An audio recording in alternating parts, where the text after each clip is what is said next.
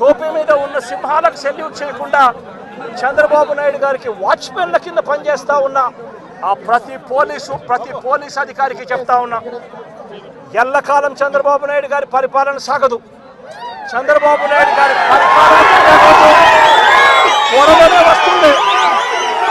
ప్రతి పోలీస్ అధికారికి కూడా చెప్తా ఉన్నా, మీ బట్టలు తీస్తామని చెప్పి ప్రతి పోలీస్ అధికారికి కూడా చెప్తా ఉన్నా, మీ యూనిఫామ్ తీస్తాం, చట్టం మిమ్మల్ని నిలబెడతాం, దోషులుగా మిమ్మల్ని నిలబెట్టి మీ యూనిఫామ్ తీయించి మీకు ఉద్యోగాలు లేకుండా చేస్తామని కూడా ఈ సందర్భంగా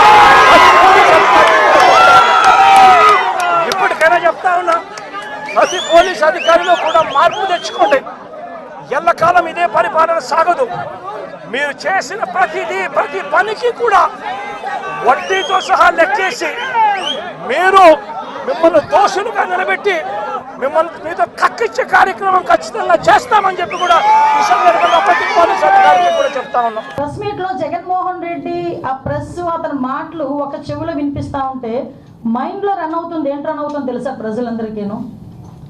ఇదే జగన్మోహన్ రెడ్డి లాస్ట్ 5 సంవత్సరాలు చేసిన అరాచకాలన్నీ ప్రజల మైండ్ లో రివైండ్ అవుతున్నాయి. ఎలా రివైండ్ అవుతున్నాయి? మాట్లాడితే లా అండ్ ఆర్డర్ లేదు, లా అండ్ ఆర్డర్ లేదు, లా అండ్ ఆర్డర్ లేదు. అసలు నాకు అర్థం కాలేదు. ఇంతకు ముందు చంద్రబాబు నాయుడు గారు ప్రతిపక్ష నేతగా ఉండేటప్పుడు చలో ఆత్మకూరు అని చెప్పి పిలిపిస్తే నువ్వు ఇంటి దగ్గరకు వచ్చి తాళ్లు కట్టి, గేట్లకు తాళ్లు కట్టి ఆయన హౌస్ అరెస్ట్ చేసిన పరిస్థితి కూడా మర్చిపోయాడు ఆయన ఏమైనా? ఒక పక్క నుంచి చూస్తే అదే సందర్భంలో వైజాగ్ వచ్చి ఆయన వైజాగ్ టూర్ పెట్టుకుంటే ఎయిర్పోర్ట్ నుంచి బయటకు రానివ్వకుండా గూండాలను పెట్టి అతని మీద దాడి చేయించిన పరిస్థితి మర్చిపోయాడు Jaganmohan Reddy. Law and order గురించి మాట్లాడుతున్నాడు ఆయన. ఇప్పుడు ఆయన ఎక్స్ సీఎంగా చంద్రబాబు నాయుడు గారు ఉన్నప్పుడు ఆయన చేసిన అరాచకాల్లో ఏదో మచ్చుకు కొన్ని చెప్తున్నా. అదేవిధంగా రామతీర్థాలకి రాముడు తల నరికేశారని రామతీర్థాలకి గౌరవ అప్పుడు ఎక్స్ సీఎం ఇప్పుడు సీఎం గారు చంద్రబాబు నాయుడు గారు వెళ్తే లారీలను అడ్డగా పెట్టి రోడ్డు మీద కూర్చోబెట్టే సందర్భం మర్చిపోయాడు ఆయన. ఇదే చంద్రబాబు నాయుడు గారు అమరావతి పర్యటన పెట్టుకుంటే బస్సు యాత్ర చేస్తే ఆ బస్సు మీద రాళ్ళు రువితే అది భావస్వేచ్ఛ ప్రకటన అని నీ పోలీస్ చేత ఒక రోజు మాట్లాడించిన సందర్భాన్ని మర్చిపోయాడు జగన్మోహన్ రెడ్డి. అదేవిధంగా మనం ఆలోచన చేసుకుంటే ఒక పార్టీ ఆఫీస్ మీద దాడి ఏ సందర్భంలో పార్టీ ఆఫీస్ మీద దాడులు జరిగినాయండి ఇన్ని సంవత్సరాలు స్వతంత్రం వచ్చిన తర్వాత? ఒక పార్టీ ఆఫీస్ మీద దాడి జరిగింది. ఎందుకు ఇలా జరుగుతుంది? డీజీపీ ఆఫీస్ పక్కనే ఉన్న పార్టీ ఆఫీస్ మీద దాడి జరిగింది అంటే అది మాకు బీపీలు పెరిగిపోయినాయి, మా కార్యకర్తలకి బీపీలు పెరిగి చేశారు అని సాక్షాత్తు సీఎం కుర్చీలో కూర్చున్న జగన్మోహన్ రెడ్డి మాట్లాడిన తీరు జనాలు మర్చిపోయారు అనుకుంటున్నారా? అదేవిధంగా మన కస్టోడియల్ టార్చర్ నేను మాట్లాడాడు ఎవడో వీడియో చూసుకొని ఎమ్మెల్యే వీడియోలో చూపిస్తూ పోలీసులు ఇలాగ మమ్మల్ని ఇబ్బంది పెట్టారని మాట్లాడారు. ఆ సంస్కృతికి మాది కాదబ్బా. కస్టోడియల్ టార్చర్ పెట్టి ముసుగులు వేసుకుని కొడుతూ వీడియో కాల్లో చూసి ఆనందపడిన సందర్భాలు మీరు మర్చిపోయారేమో కానీ ప్రజలు ఇంకా మర్చిపోలేం. మేము ఎలాగో మర్చిపోలేం, ప్రజలు కూడా మర్చిపోలేం. లోకేష్ గారి మీద కేవలం ప్రశ్నించినందుకు 23 కేసులు పెట్టిన పరిస్థితి మర్చిపోయారు. ఈరోజు అద్భుతం ఏంటంటే ఈరోజు అసెంబ్లీలో ఉన్న ఎమ్మెల్యేల్లో 85 to 90% ఎమ్మెల్యేలు అందరికీ కూడా లాస్ట్ 5 సంవత్సరాల్లో జగన్మోహన్ రెడ్డి గారు పెట్టిన కేసులు 90% ఎమ్మెల్యేల మీద ఉన్నాయి.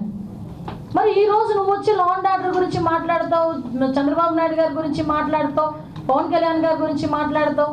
పవన్ కళ్యాణ్ అక్కడ సీఎం మీద కేసులు ఉన్నాయి, డిప్యూటీ సీఎం మీద కేసులు ఉన్నాయి. సీఎం ఇప్పుడున్న సీఎం గారిని రోడ్డు మీద నిలబెట్టావు, డిప్యూటీ సీఎం గారిని రోడ్డు మీద పడుకోబెట్టావు. ఇప్పుడున్న స్పీకర్ గారి మీద కేసులు ఉన్నాయి, డిప్యూటీ స్పీకర్ గారి కస్టోడియల్ టార్చర్స్ ఉన్నాయి, హోమ్ మినిస్టర్ నా మీద 23 కేసులు ఉన్నాయి. అలాంటిది చూసుకుంటే మొత్తం అందరు మినిస్టర్స్ మీద అందరు ఎమ్మెల్యేస్ మీద సుమారు 90% ఎమ్మెల్యేస్ మీద కేసులు ఉన్నాయి. అదేవో హత్యల కేసులో, కబ్జాల కేసులో, దొంగతనాల కేసులు, ఆ కేసులు ఈ కేసులు కాదండి.